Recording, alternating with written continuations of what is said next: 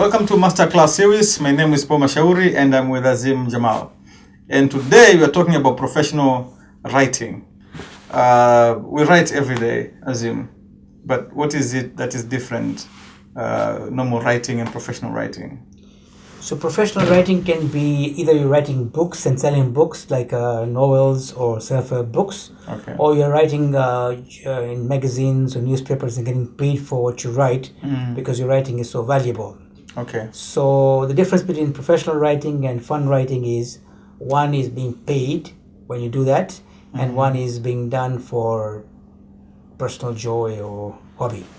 Okay. And what are the most important things to consider or people consider in professional writing as opposed to normal writing?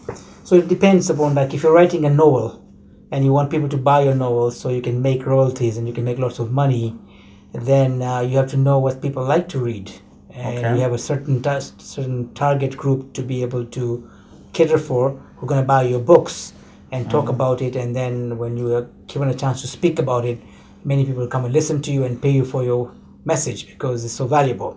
If you're writing self-help books, again, what subject are you writing in? Are you writing about communication? Are you writing about time management? Are you writing about leadership? What is your topic? Who's your audience? And why would people listen to your read your message? So you need to know your market. You need to know what's out available already by other authors. What is something new about you? And why should they read you when there's so many other books to read? So what differentiates you from others? So being able to have this USP that you have. And the whole idea is, why is your work going to be attractive for people to read and benefit from? You have authored a number of best-selling books. I just want to know, how do you start? Because people have ideas and many people do wish to write. But getting started writing is always an issue. What is the structure? How do you start? Where do you start writing with all the ideas you have? Yeah, very good question. When I wrote my first book, it took me 10,000 hours to write the book. It's like 5 years of full-time work, because I didn't know what I was doing. I was going in circles. Okay. So I was stupid in some way not to take advice or guidance from a coach who has done it already. So sometimes if somebody has done it and they know the methodology, follow them because they have a system, rather than trying to do your own thing, which takes you forever. So on hindsight, now that I have written 8 books and I have more experience writing, I have a better way of approaching it. And so the approach I would take is, first is to write a one-pager to say, why am I writing this book? What is the key message I would like to convey in this book? And if you read my book, what do I want for them to do after reading my book? Okay. And then I would write, why is my book so valuable for them? What problem is it solving? And who are my key target market who would really benefit from this book, and why? So some simple things like an introduction of a book which tells people what is it about, why is it important, and why me to write it. That's number one. Number two I would do is I would start with an end in mind. So I would do the book cover, put a book title. At the back of the book I would put down all the quotes I want. I would ask myself, who do I want to write a quote for my book? So I might put Brian Tracy, or I might put Seth Godin, or I might put Robin Sharma, or I might put Nido Kubain. People I have friendship with, respect, and who I would value to comment about my book. And I should write the quote as if they've written it, but what I would like them to say about my book. And then I would go in the table of contents and say, okay, what are the 7 or 8 key points I want to make? 7 or 8 key chapters on a book. And then I would pick those 7 or 8 chapters, write the title down. And then I would go and write in each of these chapters, what is my key message about this book? And how does it align to my big picture of the whole book? The next what I'll do is subheadings on each 7 key subjects. Okay. Yeah. So what I'm doing is I'm doing the skeleton. The skeleton. And then the flesh comes later. Okay. But by doing that, what you've done is you have a clarity about what the subject is about, what the key points are about, what the 7 or 8 key areas are. And then anytime I get ideas, you put them in one of the slots. And then the flash. Okay. And you do it all alone, or you need to have a team which undertakes research? How does it work? Is it you need to build a team before it's something which you can do all on your own? So usually, in my case, I've written the book on my own until I've co-authored a book where I get a different author working with me, which is because the book becomes better, but also more complicated. because two different styles of writing, and you go back and forth, so it becomes more complicated. In my case, I've written 8 books. 3 are co-authored. One is with Brian Tracy, which is What You Seek is Seeking You. One is with Dr. Niro Kubain, Life Balance is a Choice. And the third one is The Power of Giving with Harry McKinnon. So we've got 3 different books co-authored and 5 self-published. I mean self-authored, right? So if it's co-authored, of course, you go back and forth. And in fact, now last book, What You Seek is Seeking You with me and Brian Tracy, we actually have a story in the book. So we actually had somebody, a lady, help us with the story part, because both me and Brian are more factual people, not not fable writers, right? So we had to get somebody to help us do the fable. Okay. Now, in organizations, people write every day, and sometimes they have to write reports. Report writing done professionally, and people find difficulties writing reports. And into organizations, sometimes you have to force people to write reports. What are the most important elements of a good report? So the key is ask yourself, what is the report about? Why am I writing this report? What do I want the person reading the report to do with this? So you're very clear about the objective and goal. You can't just keep writing about things not knowing why you're writing it. That's number one. Number two is, what are the 1 or 2 or 3 key points I want to make on the report? So you need to be able to really identify 1, 2, 3, not like things going back and forth, same thing said in different ways. It confuses people. Then you want to say, okay, what is the action I want the person to take after seeing the report? So at the end of the report, you say, this is the action I expect from you, or what I need from you. Think of this, the report is being read by the CEO, who has very little time, wants succinct information, and very clear. And then, of course, you can say, if you want more information, please call me. Rather than writing 20 pages and people don't know where to start. And most people are very busy nowadays to really try to figure out what you're saying, and guesswork. Be very succinct. So, for example, let's take an example of what I want to write about. So, if I want to write about, I want to engage, somebody wants to engage me as a coach. We have a phone conversation. And now they're asking me to send me a proposal or a report or something that will entice them to hire me. So I would say, based on our call yesterday and our discussions previously, your goals have been 1, 2, 3, 4, 5. Based on this is how I can help you, and this is the approach I'll take. And the cost of this will be whatever. So it's one pager highlighting what they want, what I can do for them, and what the cost will be. And if you want more clarification, let's talk about it. If you don't want to be so direct about talking about cost right away, and you feel there's more dialogue required, then you would put the cost aside. You would say, this is what we discussed, this is what you want, this is what I can do for you. Or maybe confirm, this is what we discussed yesterday, have I missed anything? Yeah. So depending on the objective of the writing, you make sure that you communicate that in a very succinct, direct manner, and don't put stuff in there which is not relevant. Because it just adds more stuff which has no really bearing on the discussion. There's a tendency in the corporate world now, whatever idea which you want to sell, you have to write a concept note or you have to write a proposal. How different it is from other kind of writings. If I have to write a proposal to you, if I want to sell my idea, what are the things which should be part of my report, and how best can I write a proposal which is feasible and can win the mind of the one who is going to read it? So the difference is, if you're writing to your girlfriend, she's expecting some poetry and some romantic stuff and more flash, and not just directly, okay, I meet you for dinner, I love you, bye. Right? And they said, why? I mean, like, there's nothing there. But so that will be more flowery, more emotional, more romantic, more poetic. When it comes to business, people want to know, what's the ROI? Is it in for them? Yeah, and why is I should be doing it, and why is this a priority? So you need to be very succinct about, first of all, understanding why what you're writing about is important if you're selling an idea, and why should the CEO, whoever is making a decision, get excited about it. So you have to now change the paradigm. From writing to a CEO to sell an idea, then you know the CEO is thinking. What does he want? What is his goals in the business? What is his accountability through the board? And how is my idea going to help him? So it's not about you, it's about him. To get his approval, you need to excite him, why it's beneficial for him or her to pick my idea. So you change the paradigm. Okay. It's not about what you want to write, it's about what the person who wants you want to win over. Whether it's a customer, whether it's a CEO, whether it's a board, whoever it is, changing your paradigm to meet their needs. And in a nutshell, if it is a business plan, it's not necessarily that you give us the details of the business plan, but nowadays, if it's any idea as well, people just want to see the financials, the numbers, how much the idea is going to contribute into the business or deliver results, even if it's not a profit. They say, bring us a business plan. How best can somebody develop a short, brief business plan which makes sense, which can attract whoever is trying to present to? So depending again who's looking at it, if people are very busy looking at it, you want to prepare what is called an executive summary. Okay. It's usually a 1 page.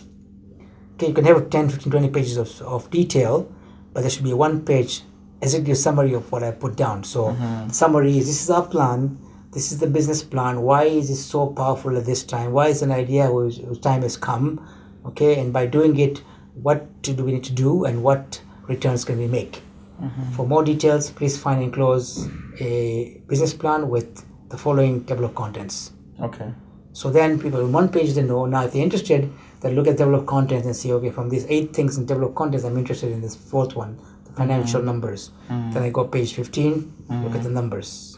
Right? So you always need to have backup, but there should be 1 page summary which highlights the key ingredients of what the plan is.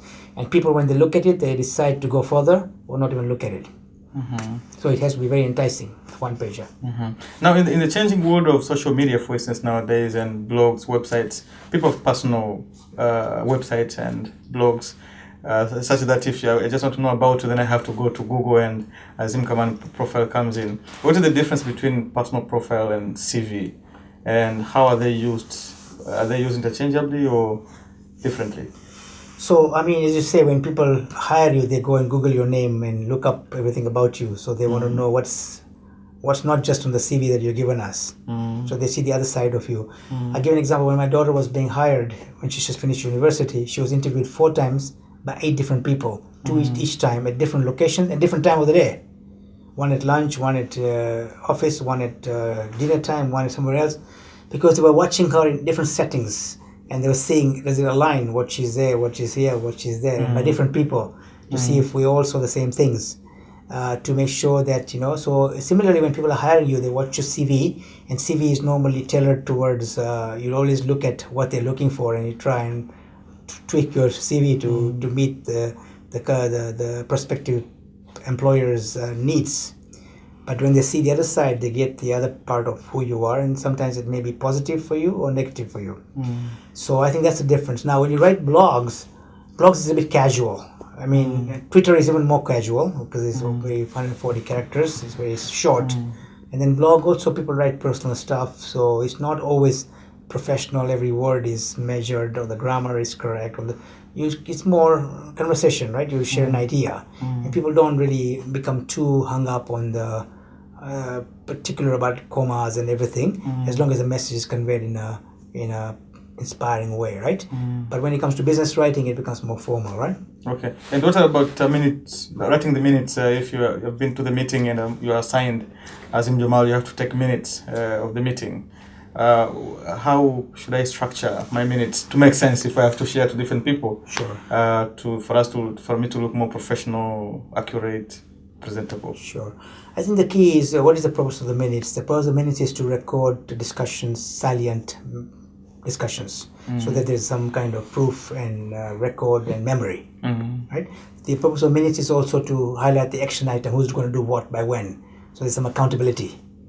We said in the minutes, Paul will do this, Azim will do this, somebody else will do that, and by when. So it's a bit of accountability as well. Okay. The purpose of minutes also is to, when you have the next meeting, to go back and revisit the past meetings to make sure whatever we committed has been done. And so based on the purpose, you then design your minutes accordingly. So there'll be some information you put down in terms of the salient points discussed. Okay. For example, there's an issue about doing an event. So there are 5 points discussed about the event. When the event is happening, what the location is, where are we with the budget, so on and so forth. And then the action item is who does what by when. right? So there'll be a column for action items, a column for salient points, and it won't be very detailed that people get bored with everything. Somebody coughed at this time, or somebody went to the bathroom. You don't put all the stuff because those are irrelevant, right? But you put what is really relevant for the minutes to make sense, and then you distribute the minutes to people to say if I missed something. Okay. And people can get back to you, right? Okay. So again, it's a balance between too much information and too little information. Okay. Thanks, Azim. I think this is also very interesting. Let's go for the short break and we'll come back again and to continue the topic, professional writing. My name is Mashauri and I'm with Azim Jamal. If you are a business partner, how do you have a relationship for your life? If you're a marriage, how do you have a relationship for long term? Step number one is discover yourself. Many people in a relationship don't know themselves. But many of us have not even taken time to understand ourselves. What makes you excited? What makes you frustrated? What makes you angry? Why do you react to this? Unless you understand yourself, you cannot change the world if you cannot change yourself. Welcome back to Masterclass series. My name is Mashauri and I'm with Azim Jamal. We are talking about professional writing. Azim, we spoke about writing minutes of the meeting. How different is it from memo and circulars? In companies sometimes they send a memo and circular. So memo and circular is one-way communication in terms of you sending a message that from today onwards we're going to close the water at 5 p.m. to 6 p.m. because there's going to be repairs happening in the building. It's an information you give out. Okay. Whereas the minutes is recording what is happening in the discussion around the table. It's a different thing. That's one is recording what people are discussing and talking and agreeing, and the other one is somebody from a department of finance or department of marketing or department of something is communicating some information for the employees about certain things that they are planning to do. Okay. And another interesting area is email etiquette. People mess up with the emails. You send an email and then it becomes a disaster. Or you're responding to an email which is not very pleasing to you. What are the basic email etiquette for people at workplace to adhere to? So again, when you're writing an email, you ask yourself, what is the purpose of the email?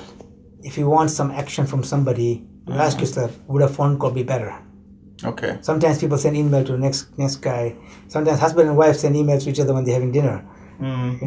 What is the purpose? If you want some results, then you pick up the phone and talk to the person, or go and meet the person and sort it out. It'll take 5 minutes and it's resolved, rather than you sending him an email and then copying 8 people with the email, and the other 8 people don't know why you're sending it. So much time gets wasted. Copy everyone. Yeah. So the point is, the etiquette is that what is the purpose of you doing it, and is this going to get the best results for you, what you want, or it's better to have a phone call or a face-to-face meeting, which will be faster and more protective and more more effective in getting the results you want, right? Now, sometimes if you have an issue with somebody like a spouse or like a partner, and you're finding that it's too emotional and you're not getting much headway, then you can write an email which kind of makes you communicate better without getting any reaction and emotional things that may be difficult for you to communicate your message. So one has to judge when to use, when not to use. And also, don't make your email too long and too long-winded. Again, it's succinct. What is it about? What do you want to achieve? And what action item you expect. If you're CCing a copy of the email to somebody, then make sure that they know that they are only being sent just for information and not to take action on. And how important it is for confidentiality clause when you're sending an email? Why do companies emphasize they need to put confidentiality disclaimer? Yeah. Because sometimes the email can be misused by somebody because it's sent to you and it is our privacy and whatnot, and if somebody else gets it, they're not supposed to use this information out of context, right? So you protect yourself legally because things can be taken out of context and misused, right? In situations of professional abuse where somebody writes an email which is more insulting and try to belittle you, how best should I respond to such kind of an email? Yeah, if somebody sends you an email which are belittling you, then you might write back and belittle them, but at stooping as low as they are. So this idea about in the negotiation table, when somebody says I hate you, you say, tell me more. So in other words, you're not defending, you were asking why you want to hate me or why you don't like what I'm doing, so I understand better.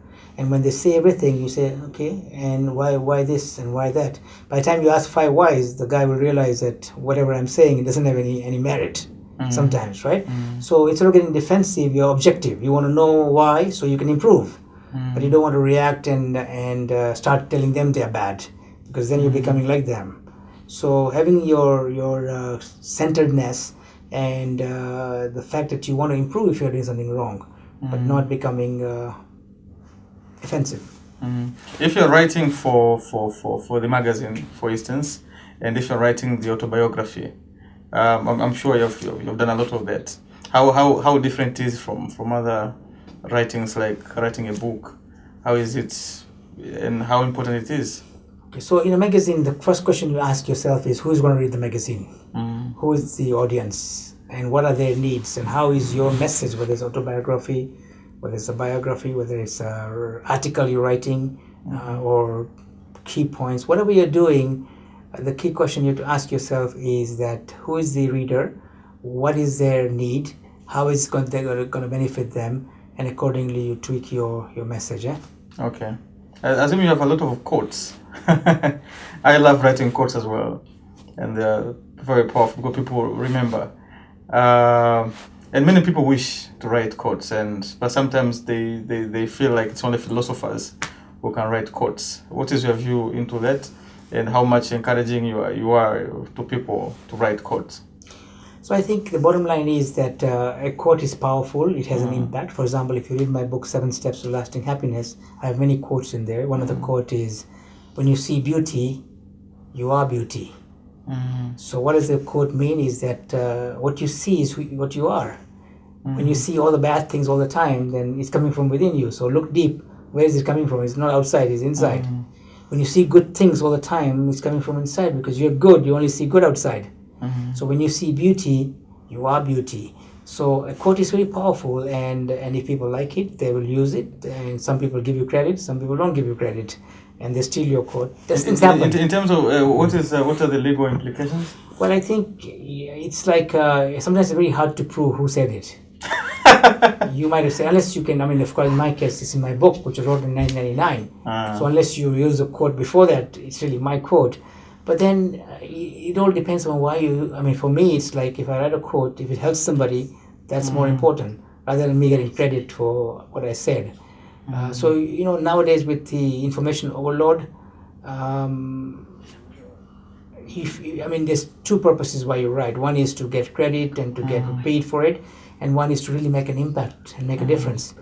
If your purpose is later in terms of making an impact and making a difference, then the more people use it, the better, because you're making an impact in what you're saying rather than you getting credit. It's like when in a business, when you don't care about who gets the credit, great things happen. But if you're always trying to get credit for what you're saying, then it becomes limited. So again, it's what purpose you have. And of course, if you're writing a lot of books and stuff and want to protect your IP, then of course you make sure that you have copyrights and stuff like that. In terms of research writings? Well, if you're researching something, they're what they say, right? If you copy everything from one book, it's plagiarizing. If you take many books and take small stuff from here and there, it's called research. So if you're researching, you are taking information from many sources and then putting your own stuff in there, and hopefully you'll give credit by saying these are the manuscripts I researched to get this information.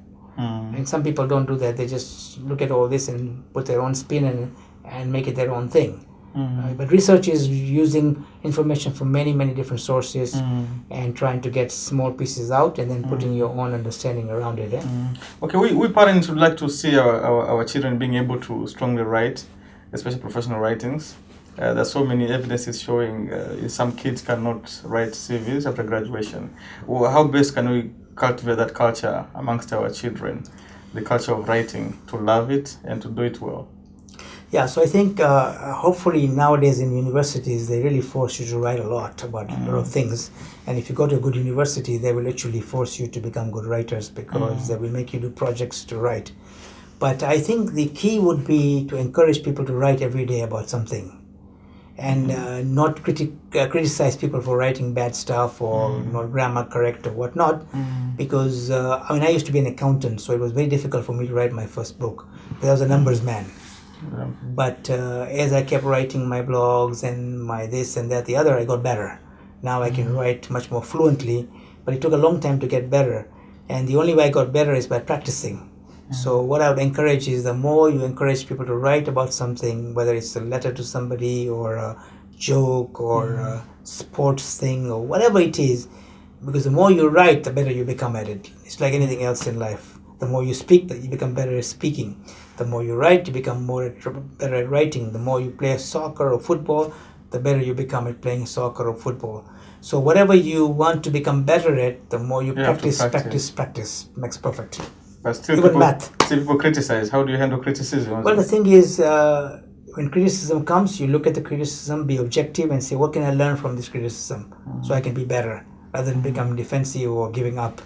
And what is a good time to write? Anytime. When do you write? Anytime. When you're traveling, when you're at home? If you look at me, you'll always see me with notebooks. And I finish my whole notebook in 2 or 3 days. I keep writing. I write a journal, which is very powerful, by the way. One of the most powerful tips I can give people is to write a journal. Okay. And journal is about what I learned today about my life. Because if you don't write journals, you will not get better at what you do. I'll give you 2 key examples. One is that I had a bad experience with somebody who did not follow their trust, did not pay me my fees, whatever. And so I was really disappointed. So I wrote in my journal that, look, I don't keep hatred with anybody. I forgive people easily. And so I'm not going to keep any hatred but I will never work with this person again. So this person has come to me 20, 30 times to come back and give me this reference and this client and this. I just don't respond, or I tell them I'm very busy, because I decided I don't want to work with that person because I've lost trust. But I don't want any grudge or any bad feelings. I wish them well. But if I didn't write the journal, I would be sucked in again. So journal makes you cement your thoughts about who do you want to work with and who you don't want to work with. And it gives you that ability to be able to make decisions wisely. Another example is when I was in Joburg and we went to Cape Town, and my wife and I were driving. I was thinking about work all the time. And then we came to this beach and this coffee, and after a while I forgot about work. And some of my best ideas came to me when I forgot about work. So I wrote it in my journal. So it made me realize that I needed to take time off from work to really get breakthrough ideas. But if I didn't write it down, I would never have remembered it so well that I want to use it more often. So I would really recommend people to write a journal. And it also increases your habit of writing, because you're writing your thoughts, you're writing your learnings, and it also gets cemented in your body and you use it, but also you get better at writing. Okay, nowadays people use a lot of writing through SMS, short message services, and also WhatsApp. And sometimes it gets really embarrassing, especially if the messages are not very much positive. How should people manage their writings in WhatsApp and social media? And also mobile phones, SMS? Well, my children write to me sometimes, LOL or this or the other. And sometimes I'm trying to figure out what are they saying. And for them, it's like, hey, how can you be so stupid? You don't know what this means. So people write short form, and there are plus and minuses. The plus is you cut down your time, and it's short, sweet, and it conveys a message. The minus is your writing becomes a bit different and a bit poor, because you're using all these shorted versions. And then when you're writing a business email or business letter or business writing, you have to now make sure that you don't use those kind of jargons in your business writing. So it's a catch-22. But in terms of negativity, I guess that's something we talked about earlier about media, in terms of being careful about what you write, because it can be used against you. It can be used to demean or diminish your credibility. And so you have to be careful what you write, and you should write things that you really mean and are proud of, no matter whether it's social media, whether it's WhatsApp, whether it's Facebook, whether it's Twitter, whether it's blogs, doesn't matter. And what about plagiarism? If people, take advantage of your writings, how do you deal with it? Well, people plagiarize, and you have to ask yourself, what was your purpose of writing? If somebody is plagiarizing and somebody else is benefiting by reading it, and if your purpose is to benefit people, then it doesn't matter. But if your people are plagiarizing to the detriment of your profession, your income, your livelihood, then you have to take action by first giving them a chance to retract what they've done and tell them why it's plagiarizing. And if they don't do it, then you have a choice to go to the legal route. And what about copyright issues? How do you patent? How do you get the copyright of the writings? Yeah, similarly, copyright usually, if you wrote a book, for example, and if that's your work, then that becomes your copyright. See, so do you register it within the area where you're residing, like the country, or it's that's worldwide? one How choice. does it work? You can copyright in your country, or you can copyright worldwide, depending on how important your work is, right? And where do you copyright if it's worldwide? You have to go through a legal IP specialist, and who does it help you with that process, right? Okay. Because it's not an expertise that I have, so I use a lawyer who specializes in IP, and they manage the copyright part. And for professional writers, how easy or difficult is dealing with the publishers? Well, that's a huge different subject in terms of, first of all, publishers will only publish you if they can make money out of you. So you got to have a marketing case around why your book is valuable, who will read your book, why it will make money, why is it different from other authors, why would we? Because when a publisher takes your work, they have to edit it, they have to print it, they have to distribute it, they have to market it. They spend a good $25,000, $30,000, $40,000 on taking you on. And if your book is not one which will sell enough copies to make them make money, then they will not take you on. Yeah. If you're a celebrity, if you're Barack Obama or Bill Clinton, then they will pick it up because of your celebrity status, because people read your stuff even if it's not good, because you're so famous. And so they might give you a big advance, right? Thank you so much, Azim. This is quite insightful. And thanks for sharing, actually. Some people would have this information and yet they wouldn't feel like sharing. This is really selfless spirit, and I thank you for that. Pleasure. Thanks for watching Masterclass series. My name is Mashauri, and all the gratitude to Azim Jamal for sharing. Thanks for watching.